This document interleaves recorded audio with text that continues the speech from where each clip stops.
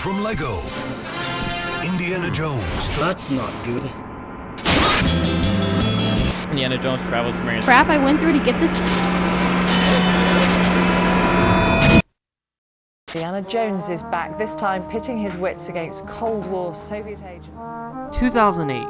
It had been 19 years since an Indiana Jones film had come out, but now Kingdom of the Crystal Skull was releasing that summer, and in preparation for this, Lucasfilm and LEGO teamed up to bring us the first ever Indiana Jones LEGO sets. LEGO making sets off of Indiana Jones was quite a monumental move. LEGO had never made a licensed theme off of anything as violent or controversial like Indiana Jones before. The franchise has had a ton of blood, Nazis, and religious artifacts. However, despite all of that, LEGO blessed us by giving us the theme that I and many others would consider one of LEGO's best. Today, I'll be looking at the 9 sets that they released in 2008 for the first year of the theme. I'll be going through it by wave and breaking down my thoughts on each set. So please sit back and enjoy as for the first time on YouTube, someone does a full retrospective of LEGO Indiana Jones.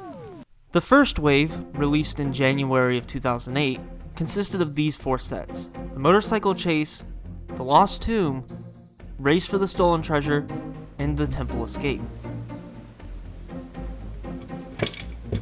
And they probably make for, in my opinion, the best wave of the entire line. Starting off with the smallest of the bunch, the Motorcycle Chase. Here we have the star of the show, and probably what is an extremely nostalgic figure to many of you, Indiana Jones. This figure was great, and a lot of people still think this is a better version than the 2023 one. Included with almost every Indiana Jones set is this iconic pistol and whip. The whip was actually created just for this theme, it was a completely new piece. Here we have Henry Jones Sr., and just wow, this is an incredible looking minifigure. You can even see the Grail diary in his front pocket, which is a really cool detail. And lastly, we get this Nazi pilot driver guy. He definitely works for the function he's supposed to be, and it's always nice to get generic bad guys to have Indiana Jones fight. The set included is just a really good little playset. Included are a motorcycle and a sidecar, and I really have to say this sidecar build is really well done and fits both figures very comfortably. It even gives you enough room to store Indiana's whip and the map that Henry Jones Sr. comes with. The motorcycle for the Nazi is good, however I do feel like I need to say that the motorcycles look nothing like this in the movie. These look a lot more like dirt bikes, and the movie actually shows what is really just a 1940s motorcycle. Included is also this gate post, which is a really nice side build that I especially really like, and I also have a lot of nostalgia for. Along with some nice boxes and the all-important flag to joust with, I think this set covers almost everything you'd want from this scene in a nice, compact $10 set. Overall, this set easily gets a 4 out of 5 Bob rating. For the size, they accomplish a lot, and any kid or adult collector is going to have a blast with this set. I'd recommend almost anybody who's wanting to get into Indiana Jones pick this one up. Here we have the Well of the Souls, or as LEGO likes to call it, just the Lost Tomb. I presume this is because Well of the Souls is just a bit too grim for LEGO. This set gives us our first Marion Ravenwood. While the last set had 3 excellent figures, Marion here is a bit rough. Well, not a horrible figure, she is far from perfect. On a positive side though, it's nice that they gave her a double-sided face, but man, that printing just looks ugh. And also the face, that looks nothing like her. And as always, we get Indiana Jones, although he does not include his revolver in this one. Amazingly, this set includes 10 red and green snakes, which is definitely justified considering how many are in the actual scene. One of the first things you're bound to notice is the 2 statues of Anubis, and these look okay, but they're far from perfect, and they are extremely out of scale with how big they actually are in the movie. In the center, of course, we have the iconic Ark of the Covenant, and this build is great. This is a great representation of the Ark of the Covenant. LEGO knocked it out of the park. But before getting the Ark of the Covenant, you might want to be careful because one of the big play features of the set is the snakes that can drop from the ceiling. It's pretty fun, however if you put too many snakes in there, it will get clogged up. I'd be remiss if I didn't mention the C-3PO and R2-D2 at the very top. I also do like this little gemstone at the top, it adds to the feel. Of course, the main feature of this set is to swing the statues of Anubis down and to break open the wall to escape. Breaking down this wall will reveal a skeleton hung there by a chain. It's a pretty cool feature, and I think it does a reasonably good job at representing this scene from the film. I'm gonna be honest, this set is one that has kind of lost me to time. When I first picked it up, it was easily one of my favorites. However, with LEGO remaking it more recently, this one has just kind of fallen. To me, I still think it's a fantastic set with a solid 3 out of 5 Bob rating, but there's just better sets and a better version of this scene available. Race for the Stolen Treasure. For all intents and purposes, this is really just a beefed up German soldier battle pack, including 3 of these German soldiers, which actually look really good and are really good cannon fodder for Indiana Jones to fight. Of course, you get Indiana Jones pistol whip, the whole 9 yards. The build of this set is easily one of my favorites, including this really well-made Jeep with the machine gun at the top. LEGO even includes an area to store a shotgun for the Germans. My only issue with the Jeep is the off-center machine gun, but this can easily be fixed with a jumper plate. The Jeep does look a little bit silly, being extremely underscaled for what an actual military Jeep would look like. It still really holds up and definitely does the job. I also appreciate the little extra tire in the back. It's just a nice little feature. Here we have Indiana Jones's white horse. It's just a basic LEGO horse, nothing you haven't seen before. And here is the cargo truck, aka one of my favorite builds ever. Inside, you have the capacity to fit a driver, and if that driver gets lonely, he can even have enough room for a friend. I think the main thing everyone's going to notice is the tarp piece in the back. And this tarp piece looks incredible. However, I do feel like I need to point out that it does not naturally sit this way. You actually have to mod the cargo truck for it to look good. In the back, you just have to build this little build that I have here, and if you put that in, the tarp piece will actually sit flush. Here's an example of what that tarp piece looks if you don't have this modification. But luckily in the back, there's lots of room for troops and even the Ark of the Covenant. However, the LEGO set actually doesn't include the Ark of the Covenant. Instead, they give you this chrome gold chest piece. I imagine LEGO did this as a way to incentivize kids to go buy the Lost Tomb, which is okay. I actually don't mind that they gave us a gold chest. I actually really like it. Inside is just a bunch of gems and coins and, normal treasure stuff. The cargo truck has lots of room for Indiana Jones to hang off of and be drugged behind and all of that great stuff. It's a really good representation of what you see in the film. I don't know what it is about this truck, but this is easily one of my favorite LEGO set builds ever. And you combine that with the Jeep and the white horse, and this set just knocks it out of the park. I love this set. Even with almost no play features, I think this set has the it factor. It's got plenty of bad guys for our hero to fight, multiple vehicles to play with, and a horse. This is an easy 5 out of 5 Bob rating. I would recommend this set to any fan of Indiana Jones or LEGO in general. But while this set is incredible, it's actually not my favorite. Here we have the most iconic scene in the entire franchise, the Temple Escape, aka the giant boulder. Coming in with 4 figures, we get actually 3 exclusive ones, which is really neat. We get Jock, the airplane getaway pilot. He also includes his iconic fishing rod so he can contemplate dying or releasing a big catch. Here we have Satipo, and while this figure does the job, I will say it's definitely nothing special. And that face print, come on man. Next we get Belloc, Indiana Jones' arch nemesis. And this figure looks pretty good, but again, the face was just a generic face they got from another figure. They didn't make any specialized details for the actual actor. That's pretty annoying, and it's something they would fix later on in the 2023 set. Of course, Indiana Jones, revolver, whip, the whole thing. I think the first thing I should note about this set is how big it is. It's really, really long. However, I think this definitely works. The temple in the movie is a giant temple, and I'm happy LEGO didn't skimp out on it. Entering, you'll see some spiders that you definitely want to avoid, and we'll get to our first booby trap, the flying spears. If you get shown into the light, these spears will come out and kill you. And we'll even see Indiana Jones' old competitor, Forrestal, who unfortunately met a very grisly end. Going into the next room, we have this giant hole that Indiana Jones' Satipo can swing on over. I actually like that it's an actual hole in the set. I don't know, kind of adds something, at least to me. And next we have the Spears of Doom, or the arrows in the movie. Indiana Jones has to carefully navigate the floor to make sure not to set off any pressure plates and die. And once you get through all of that, you are rewarded with the Great Fertility Idol.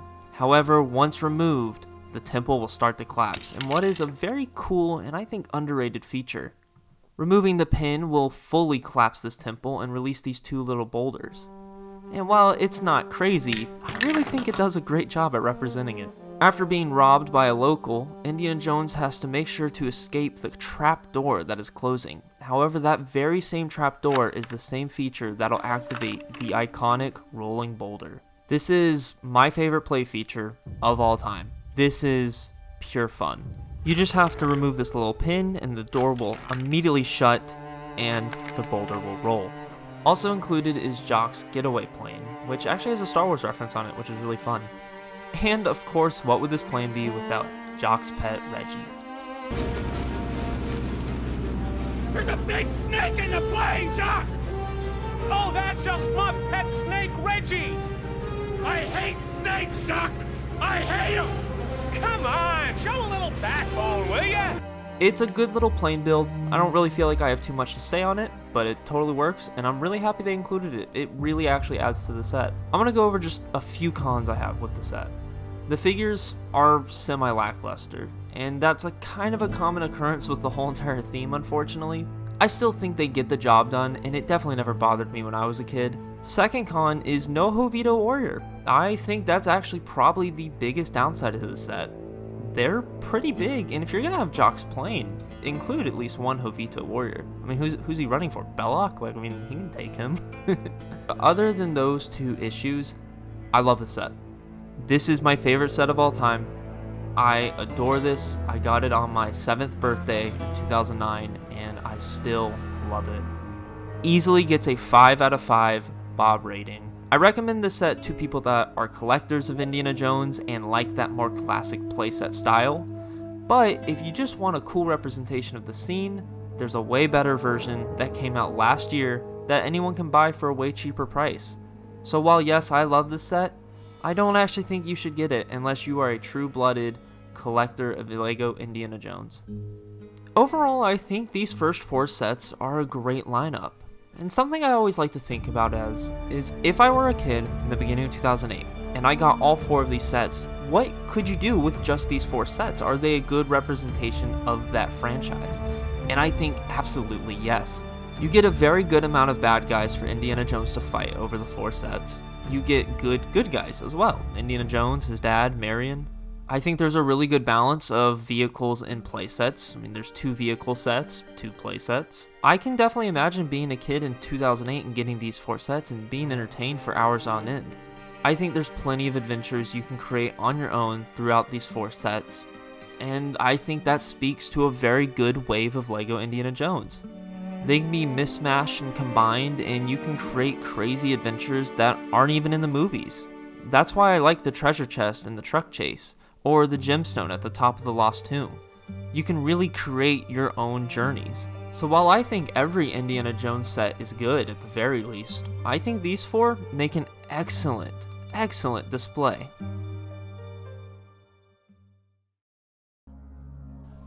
Later that year, LEGO released the Indiana Jones Kingdom of the Crystal Skull sets to go with the current film. Now, I feel like I have to acknowledge the stupid amount of hate this film gets, and I definitely want to point out that I am not one of those people. I like Crystal Skull a lot. Is it as good as the other 3? Absolutely not. But is it also bad? No. I think the movie has some big flaws, but overall it's still a fun film, and I love it as an Indiana Jones movie. But regardless of how you feel about the movie, I think we should acknowledge how good some of the Crystal Skull sets really are.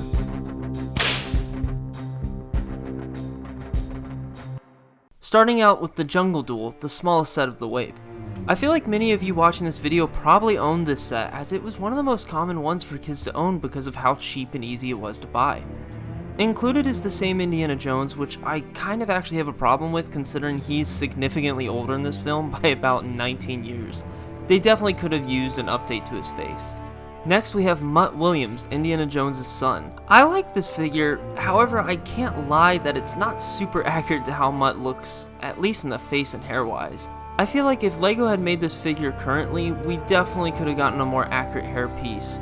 Mutt also comes with a knife, and just like Indiana Jones' whip, the knife comes in any set that Mutt's in. Arena Spauco, the main villain of the film. I think it's pretty cool that LEGO gives you the main bad guy in the cheapest set, something they didn't do with Belloc or Mola Ram. Spelko looks pretty solid, and man, that hairpiece is perfect to how she looks in the film. You also get some man-eating ants, which is a really nice addition, especially if you buy the other sets so you can acquire more of them. The set is composed of a bunch of side builds.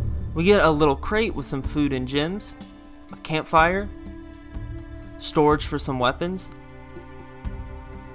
a table that you can slash through, which is a really fun feature,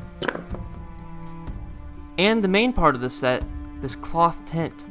This tent is a cool piece, however, it holds in horribly, and you can't really play with it on the inside, which just makes it really a set piece instead of a playable toy. I will say the table that is included does look nice. I like the map on top plus the lantern. What you have with all these side builds though is, in total, a really nice looking campsite. While I'm not usually a fan of a bunch of tiny side builds composing as a set, this one doesn't really bother me, because I think it looks good in total. This set definitely comes in with just an average 3 out of 5 Bob rating. There's nothing spectacular about it, however, there's nothing terrible to complain about either. It's just a good, average LEGO set. The River Chase. This is an extremely nostalgic set to me. We get these 2 Russian soldiers, which are a great amount for a small set like this, gives you a lot to work with. They come with some gear, weapons, backpack, the whole thing. Here is an exclusive Marion Ravenwood. Oddly, she only comes in this set, considering she's a major character in this film. However, I think this Marion looks really solid. I mean, the face still isn't good, but other than that, I really like how this figure looks. And of course you get Indiana Jones. Yep, he's Indiana Jones. This set includes the amphibious vehicle, which is just a boat car. It's a really good build for 2008 and does well representing the source material. Inside you can sit a figure driving, and there's room in the back to sit Marion. Sadly you can't fit all 4 characters that should be in here like in the movie, but for what it's worth, they never even made an ox for you to play with. There's a gun hidden inside the car, which is also nice, and you can store Indiana Jones' whip and satchel in this little in-between spot in the back. Also in the back is a spare tire and a gas container, I think?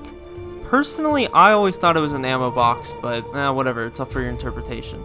On the front, we have this really cool looking machine gun, which is really cool. And we also get this printed windshield, which I think looks really nice.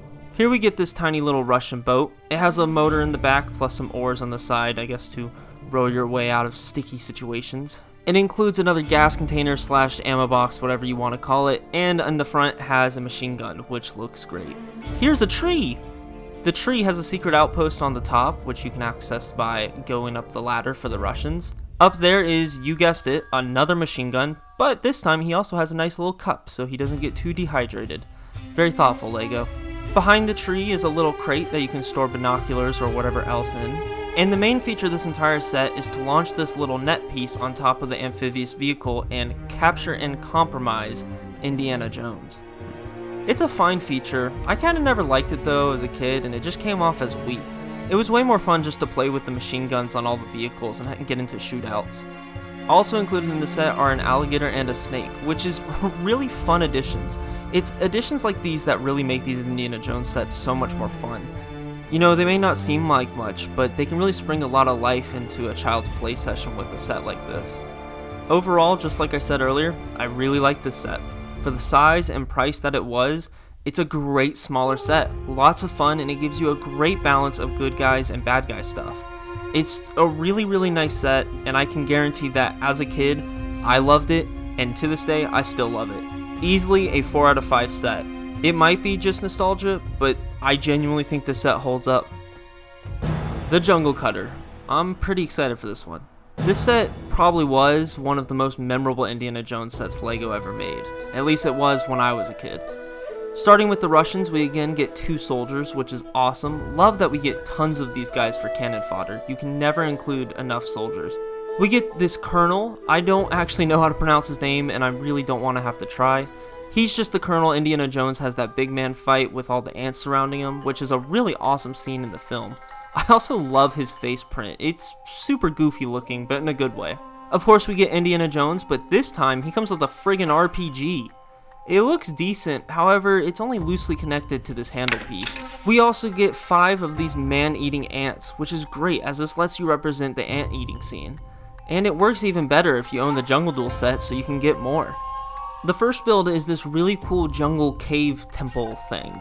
It has a small feature that lets you roll up the spiderweb and access the crate inside, which holds some gems and an RPG.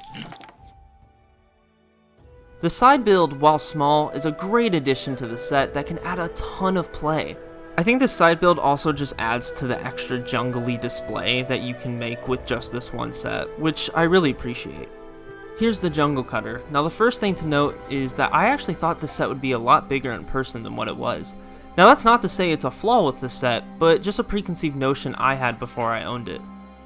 I think this set looks fantastic and has a very tank aesthetic to it. In fact, this set just makes me think of the tank scene from The Last Crusade, which LEGO would obviously never make. The main feature is if you roll the cutter, the saws will spin in what is a really fantastic play feature. I can only imagine my little kid brain making Indiana Jones capture the cutter and then running over all the Russians. I was a bit of a psychopath, I guess. LEGO includes some tree builds for you to run over, which is awesome. These trees, while they don't look great, absolutely add a lot to the scene and display as well, and are much needed if you're going to have this jungle cutter.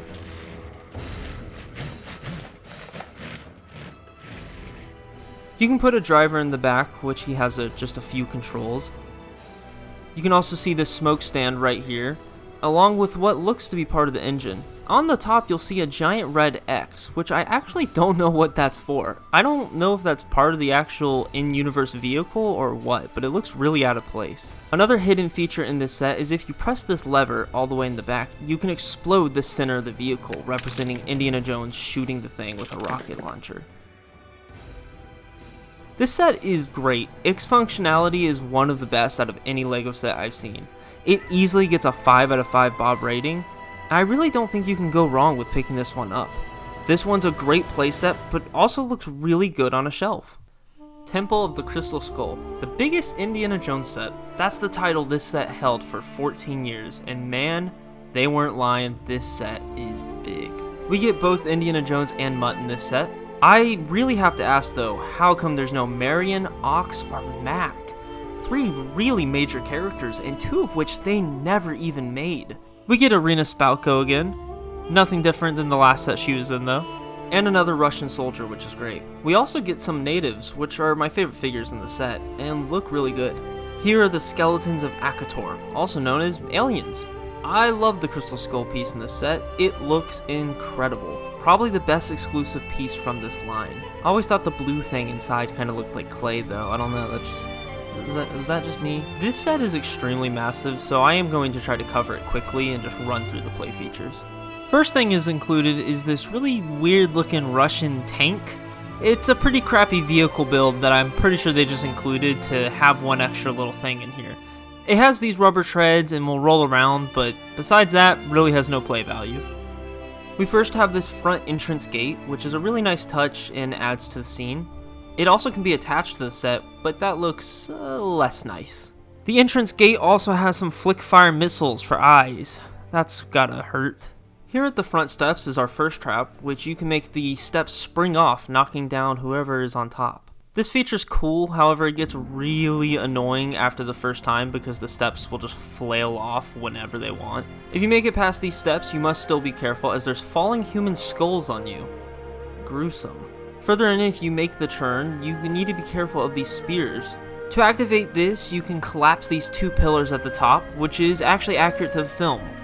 Further down these steps are some spears that can launch out at you, and these things will launch, like they went across my room. Next are the steps, which in the film actually retract in the wall. LEGO represents this though by just making them turn around. There's some spikes in the bottom, along with a poor Spanish soldier. However, this is accurate to the film. After making it through all that, you must show the crystal skull to this wall for it to open, which then reveals the main chamber. In here are the skeletons of Akator. After returning the skull back to its original owner, you can spin it violently and kill Spalko. This feature is pretty fun and is a good representation of what happens in the film.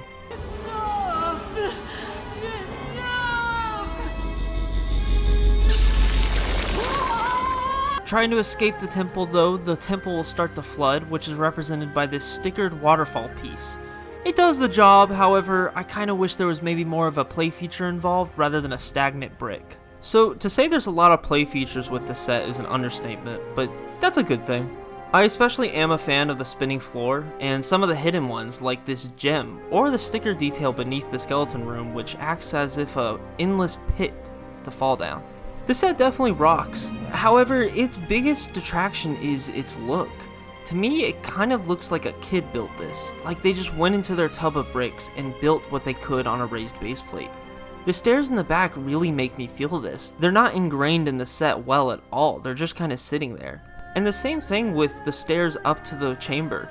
It's just a couple of red bricks, it's not some nice detail. But let me make this clear, I still really like this set. I just don't think it's perfect. But rest assured, it still gets a 4 out of 5 Bob rating. It's a cool and nice addition, and a great playset. And there you have it. All the sets from the second wait a minute. There's one more set? Peril and Peru. This one is weird. So LEGO released this set as a Toys R Us exclusive in July of 2008, a few months after all the other sets had come out. This set is based on a scene that I can only assume was cut in the theatrical release, because this plane's only screen time in the film is all of 5 seconds in a montage. It does come with 6 minifigures, which is a good amount. Indiana Jones and Mutt return, and so do Spalko and the Colonel, and another extra Russian. The exclusive figure in this set is a pilot! I find it strange that they included him, but hey, I appreciate it. Nice to get extra figures, I guess. Much like the Jungle Duel though, this has just a bunch of side builds. You get a crate, another sword stand, and some barrels, of which I can only assume are fuel. You get this tractor to pull the staircase for the plane, or you can pull the cargo trolley. It's cool, but I'm really shocked LEGO thought to even include something like this in an Indiana Jones set. Lastly here we get this Russian Jeep. This is definitely a really solid build and is nice to build up your already large communist army. Okay, so here's the plane, and I mean, yeah, it's definitely an airplane. Annoyingly, it has these huge stickers on the side, and these stickers really turn me off a lot from the set, as they look horrible compared to the yellow bricks it's supposed to match with. On top of that, if you don't align these stickers perfectly, you've basically ruined the set. Okay, trying to be less hateful though, on the set you have these 2 very large propellers on the front, which definitely look cool.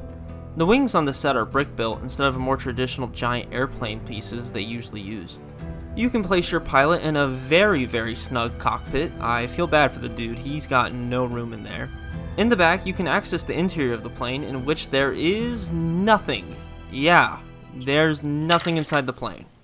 No seats or anything. LEGO in a playset always places stuff inside the plane. In fact, they encourage you to access the inside of the plane with this little hatch you can open. But there's nothing inside. I mean, all I'm asking for is a couple of seats for the figures. One really nice feature though is that the landing gear can actually retract, which looks good and is really awesome. Also, these engines look fantastic. Overall, the plane does look good besides the insanely awful stickers, and it's kinda cool to get a plane for Indiana Jones to get from place to place, but I mean, come on, if I really wanted a civilian airplane, I could easily just go buy one from the LEGO City line. I don't want to go to Indiana Jones to get something like this. It just feels like a very wasted slot of a set and a very small amount of sets that we get already. I think the set is cool and even is a little bit fun, but man, this is my least favorite Indiana Jones set they've ever made. 2 out of 5 Bobs. I like it as a LEGO toy enough, but boy, as an Indiana Jones set, I recommend no one buy this set unless they're just a huge airplane fan. One more thing I want to note before closing out this video is the boxes. I love the original Indiana Jones box art. These sets just looked so cool back in the day on store shelves, and it might be nostalgia, but also I just think they look good. In fact, the 2023 sets basically replicated this box design besides making it a different color. And that wraps up year 1 of Indiana Jones. Looking back at the ratings, we have 3 5 out of 5 ratings for the Truck Chase, Temple Escape, and the Jungle Cutter, 3 4 out of 5 ratings for the Motorcycle Chase, River Chase, and the Temple of the Crystal Skull, and then 2 3 out of 5 ratings with the Well of Souls and the Jungle Duel, and only 1 2 out of 5 rating for the Peril and Peru. I still don't think this is a bad set, just not necessarily a good one either. I think the strong side of these sets have to be the incredible play features. These sets just make for great toys, and I know as a kid I had a ton of fun with them. The biggest downside though has to be the minifigures. While some of the figures look great, Henry, Indiana Jones, the Germans, Marion from the Kingdom of the Crystal Skull, there's also a lot of the ones that look pretty bad. Now, let me make sure to still say I still love most of the figures, I just don't want to lie to y'all and say they're actually good, when some of them pretty lackluster. So, if you were to ask me if you could only get one of these Indiana Jones sets, which one would I recommend? The Jungle Cutter. I think this set pops so much on a shelf. But I also know that many of you would not want this set because of the hatred for the film. So, if you wouldn't choose this, I probably would recommend Race for the Stolen Treasure. This scene in the film is one of the best, and the builds for the vehicles are awesome. And it just looks great on a shelf. You can't go wrong with that set. Man, what an incredible year one for a LEGO theme. I think the Crystal Skull Wave though goes underrated for obvious reasons, but I really think it has 4 really good sets that deserve more praise. That sums up this video though. I'll eventually be delving deep into year 2 of the theme, which sees the theme make some much needed improvements to the minifigures, and even gives us some more fun, crazy adventures and even more controversial sets. Till then, thank you for watching, and I'll see you in the next video.